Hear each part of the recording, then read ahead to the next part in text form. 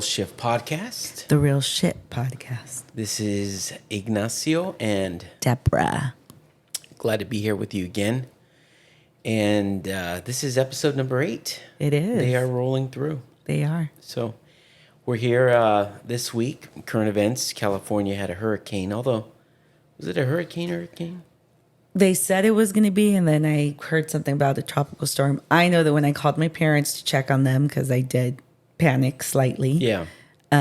Being that they're elderly and they live on the 12th floor in downtown San Diego. They're safe. They're pretty safe, but they have an incredible view, right? So I'm like, do you see, is the ocean coming out? And my dad's like, no, apenas. It's not even raining. Yeah, I think it's all some sprinkle. I wanted to go get coffee and pan dulce, but that was some of the comments I heard, is that it was overhyped, oversold a bit. Well, but it's okay though. I'm all about it's better to have it than not need it. And it depends where you are, where you were. There's areas that had burn areas from previous fires, right, and they're just not set up for rain. So being rain, prepared's okay. Yeah, I did hear though that they canceled school, and it's okay. Be prepared. Be prepared. I mean, kids were home from school for what, a year and a half, 2 years. California probably 2, 3. I don't know how long. Yeah, and they snuck in a little earthquake in there too. Yeah, now that was crazy. I did go into what the heck? So then I called again. Did you guys feel the earthquake? Mom's all, what earthquake? I'm like, okay, you guys are fine.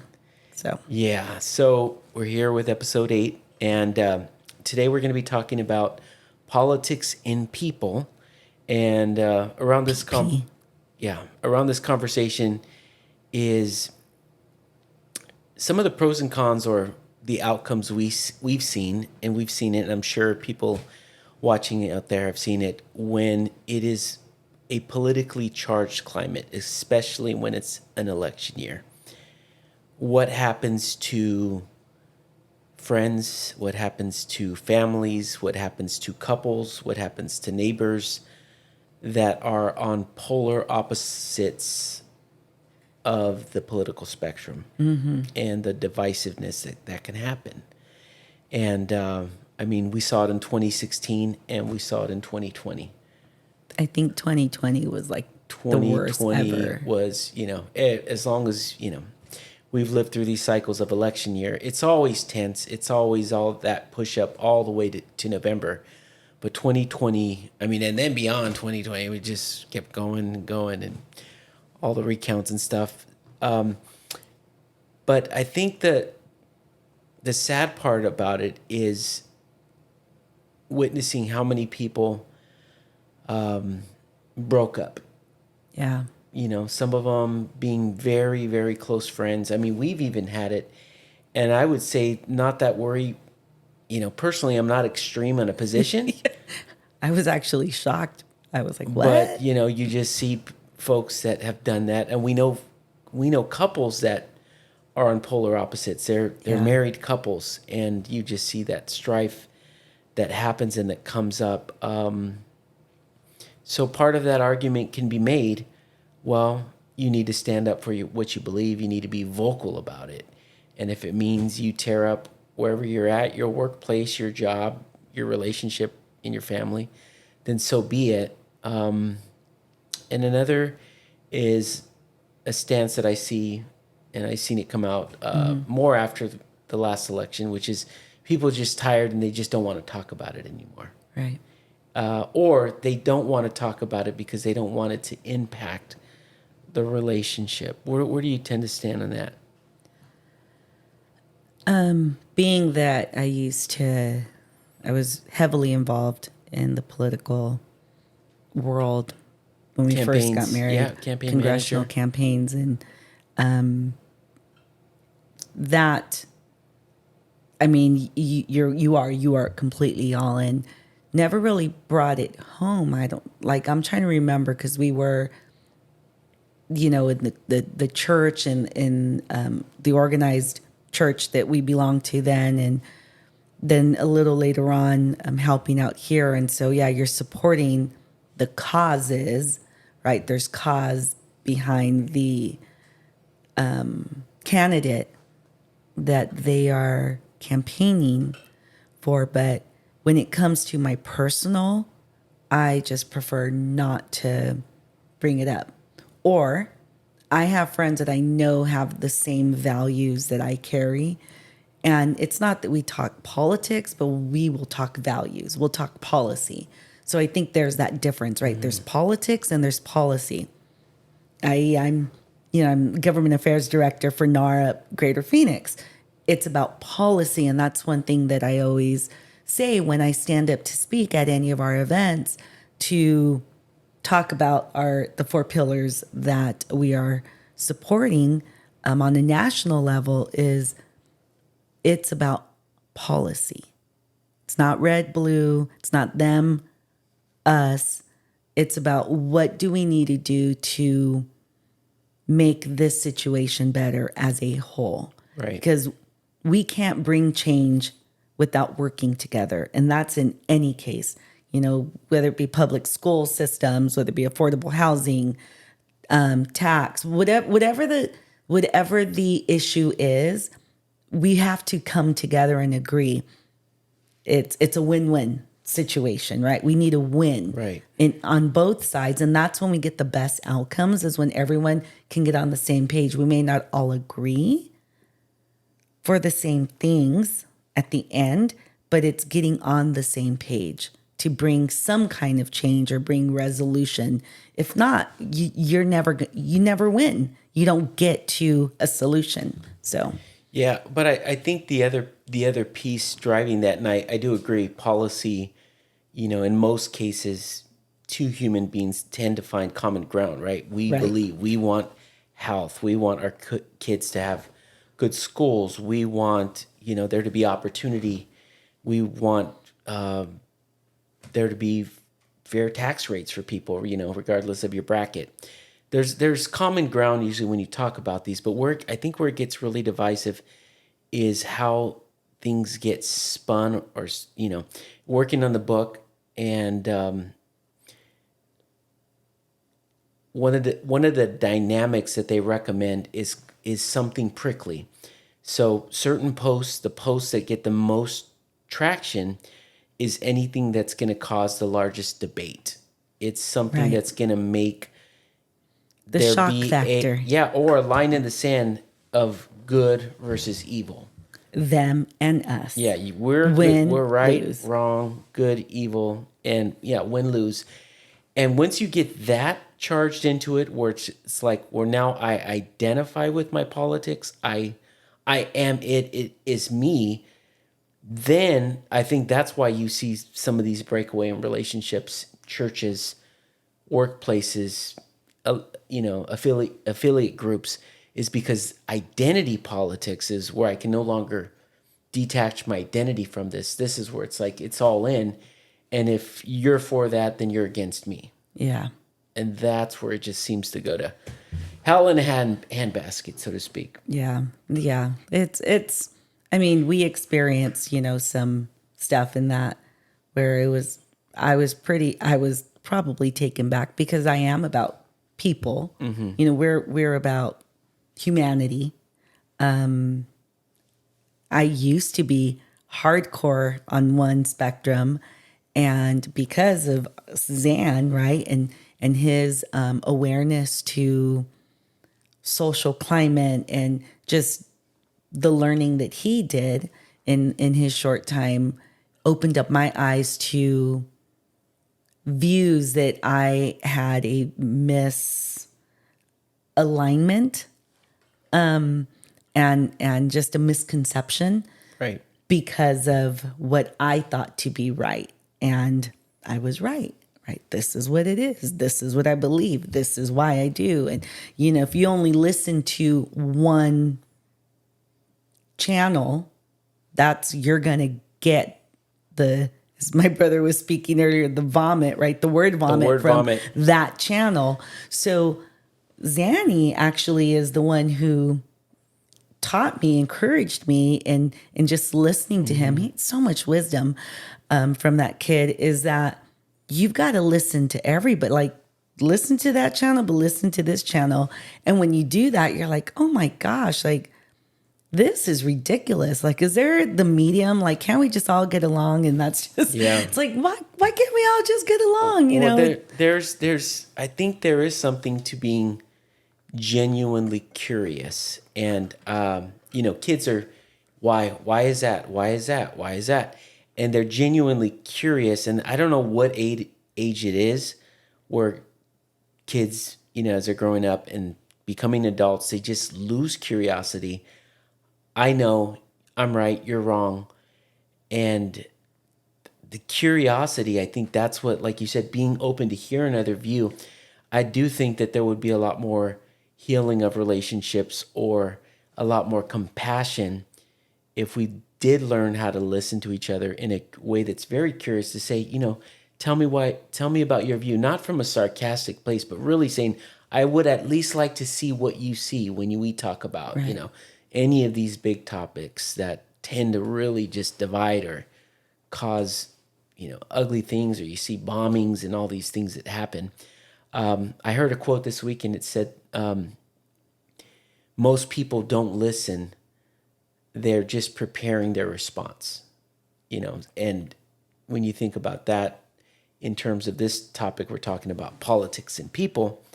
Yeah, it seems to be that way, is people are just waiting to respond, or unload or correct somebody about, their misinformation, in a way that really, how many people actually convince somebody that they're wrong Right. on the spot? Most people won't. Even if they are convinced, they won't admit it, Right. because now the ego's hurt, and Right. They're not going to go and say, you know what, you were right. Go get me a voter Just doesn't registration happen. card and let me change my party. Yeah. So let me change my party right now it because just you were gets so right on that. exhausting, in the grand scheme of things, and for that reason, I personally just tend to be burnt out with the whole thing. Well, it's just a waste of energy. Like, just think about it. Those type of conversations bring nothing. They do nothing. They help nothing.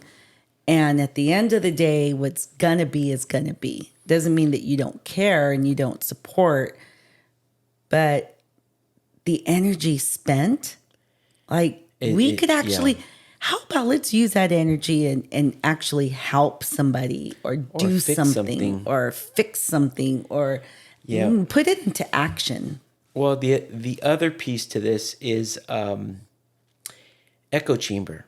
So whether it's politics or religion, people that go to the same place, or go to the same station, or go to the same channel, to hear people talk about 95% of what they already agree with, and maybe 5% new information, but for the most part, they agree with everything. They just want somebody to remind them that the way I believe is right. Is the right way. And you think why I don't about that, watch the it's news, just the echo chamber, and it happens in religion as well. You That's already why I knew don't go to that church stuff, and it either. just, it's just, it, and so then, that party, wherever you stand, is fired up, and then any disagreement, and there you go, that you have the explosion. So I'm really hoping somehow, I mean, if anybody has any thoughts out there, you want to post them in whatever way you're listening to us, I'd love to hear some ideas about how we not lose relationships, friends, neighborhoods, organizations, to this political year that's coming, in the name of, I'm standing up for what's right, because everybody's right's different. And I think even, a little beyond that slightly is like our kids, right?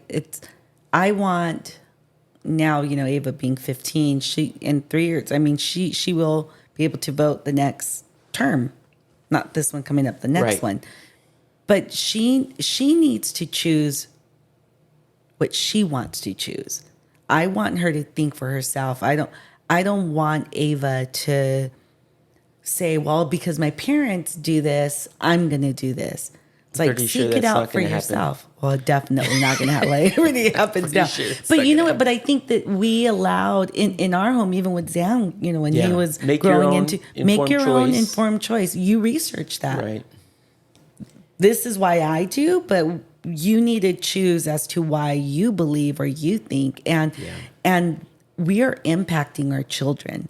And I think that kids, we were just talking about this weekend. I was with another couple at the seminar that we went to, is this generation, they're not taking shit from anybody. Yeah. They are really, one, they have access to a lot of opinions from on every social platform. So they are in it. They're scrolling. They're reading all the things, whether right or wrong. It doesn't matter. They have access to it, and they are being informed.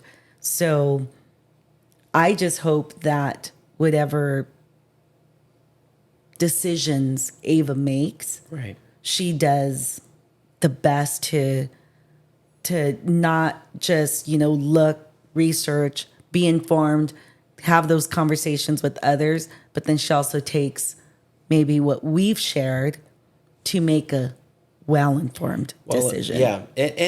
And another that thing we makes heard sense. this weekend, this great seminar we heard, but to your point around kids and making up their mind, one of the things they shared is that from 0 years old to 7 years old, 70% of a child's core beliefs and programs, their subconscious programming, 70% of that is baked by the time they're 7 years old. The rest from 8 to 18, it's another, 30 or 25% there. And then the rest of it is after 18. But most of it is from 7. So you have 0 to 7. let's just say you have a 4-year-old, a 5-year-old. Right. And they just hear, dad hates that, mom doesn't like that, and, I deserve this. That's baked. So with all this fighting, another election year, you got to be mindful of those kids. Even just because they're small doesn't mean they're not studying everything that's happening. Well, and one of the other things that he said was the new stats coming out, it's starting from the 3rd trimester in the mother's womb. That's just crazy. 3rd trimester. And what's to mom doing in the 3rd months. trimester? She's watching The Real Housewives. That kid's jacked up. Hey. Wow. We like Orange County Bravo. I'm not I saying like it's my hurting Bethany them. Not saying Franco. it's helping them. But it is going to be dicey, and obviously, if you put on any political channel these days, there's going to be no shortage of topics. I guarantee you. For 2024. I think where I'm at right now, I'm like, really? That's one of the conversations I did have. I said, really? America, this is what we got? Like, speaking on all levels, really? Like, this is our best? I'm embarrassed. Well, it definitely can go a little bit younger, but On both ends, decade. right? Like, I think there's some, like, really good quality people out there. I don't know what's going on. I don't know if this is like, I better not say that because I that's the only thing. I'm like, come on, we're better than this. Help us. Like, it's better than this. It is kind of shocking, but it is kind of It's comical. But It's comical. on the other hand, it kind of And tells sad. you that we must be getting better with our healthcare or medicine. I mean, how are people living that long to still be president? You couldn't have done that 50 years ago. They would, can be 80 and be president. Sorry. So, I mean, lifespan is Something's expected. going on. And I think, it what did they must be say? like the Geritol or Century. And that's another stat I read this Vitamin. week about the how many Centrum. the kids that are 5 and under today. There's a very high percentage expected to live to 100, higher than ever. Obviously, with the rising age expectancy that's going up, but there's a very, very high number of these kids that are 5 that are going to go 100 plus years. So when you think about retirement plans, 401ks, and Social Security, if that's around, Home health again, care all of that for the services. politics, things that are still up for that debate. So I don't know. It's funny. It's funny. Then it's also sad, and then it's really sad and so when maybe things 80s, go really bad. maybe 80 is going to be the new 50. Oh gosh, if they can live. that's scary. If they live that long. But we, I guess as we're coming to a wrap here, we just remind from us, be kind to your neighbor, regardless of their political affiliation, what they believe, what they don't believe, the conspiracy they believe or don't believe. Just be kind to them. We do need more love and compassion. I do believe we're all connected as humans, and it matters how we treat our neighbor. Absolutely. Yeah, that's the thing. Be kind. Don't like hide under a rock. You know, Yeah. do the right thing. Well, that movie we But saw, be kind. everyone, every everyone, everywhere, all the time. I think that was the movie. It's kind of like The Matrix. Don't remember. The But it Matrix sort of sounds. I meets remember. Crouching Dragon. It was an interesting movie if you haven't seen it. But the end of the main message I took from that movie is wherever you're at, whatever part of the world you're in, be kind Be kind. because it really does matter. And that alone is, I believe you can speak up, you can take a stand, and you can have a voice that is heard without being ugly, insulting. Like, that's not necessary. Yeah. It's just not necessary. You can make a point, you can prove a point, you can do all the things without hurting people, insulting people. Like the minute someone goes into insulting, it's like, dude, come on. Yeah. It's just not okay. Like, give me substance there. So that is our message for Be kind politics and people. Be kind. because you matter. If you want to go a step further, be curious and get their point of view. And then at the end of the day, hopefully that you can keep that relationship intact. Well, signing out If the here relationship for, matters to you. Sorry, we're signing off, but we are, but like if it matters, right? If and you- hopefully it does. I mean, Hopefully. people matter. So Right. hopefully it does. All right. Well, take care and we will talk to you soon. Bye.